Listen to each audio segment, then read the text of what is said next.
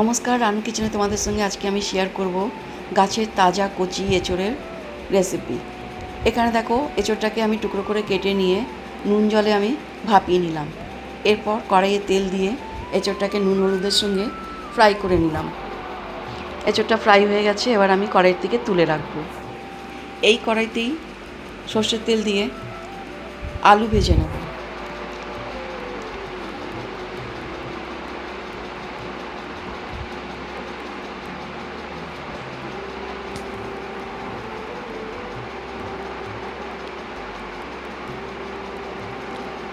সামান্য নুন হলুদ দিয়ে আলুটাকেও ফ্রাই করে নেব।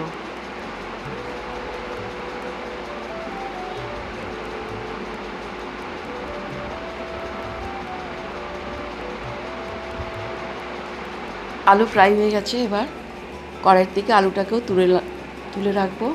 আজকে আমি এঁচোড় আলুর সবজি বানাবো। এখানে দেখো, এই কড়াইতেই তেল দিয়ে দিয়েছি।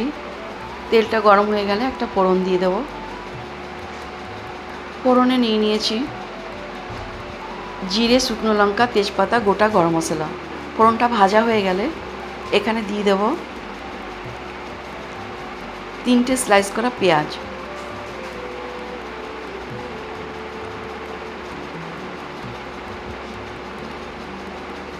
পেঁয়াজটাকে ভালো করে ভেজে নেব।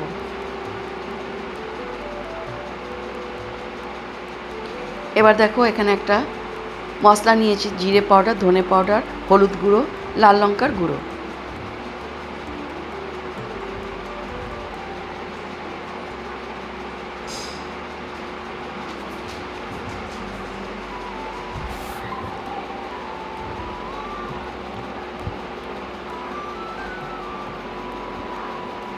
পেঁয়াজটা ভাজা হয়ে গেছে, এবার মশলা দিয়ে দেব। এখানে আছে আদা, রসুন, কাঁচা লঙ্কা, গোলমরিচ পেস্ট, তার সঙ্গে এই গুঁড়ো মশলা অ্যাড করে দিয়েছি। এবার সব মশলাগুলোকে আমি এখানে ঢেলে দেব। পেঁয়াজের সঙ্গে মশলাটাকে খুব ভালো করে মিক্স করে নেব। দিয়ে দেব স্বাদ মতো নুন।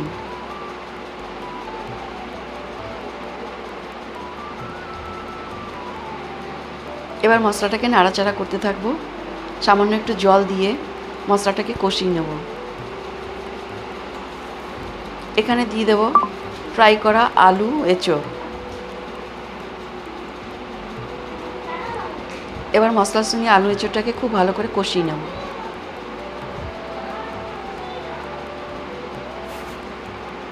কষানো হয়ে গেছে, এবার কুকারে আমি ঢেলে দেব। এই সবজিটা আমি কুকারেই বানাবো। এবার কড়াইয়ের মশলার জলটাকে আমি কুকারের মধ্যে ঢেলে দেব।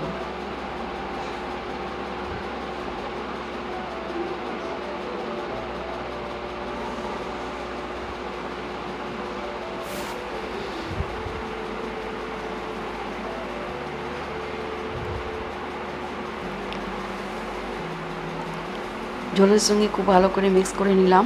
এবার 3টে সিটি লাগিয়ে দেব।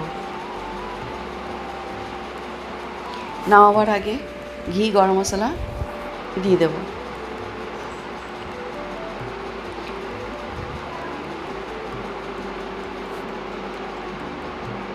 ঘি দিয়ে দিলাম, এবার গরম মশলা ঢেলে দেব।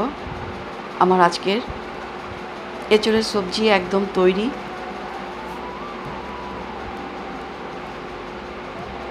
ভালো লাগলে কমেন্ট করে জানাবে। সাবস্ক্রাইব করবার অনুরোধ রইল। Bye bye.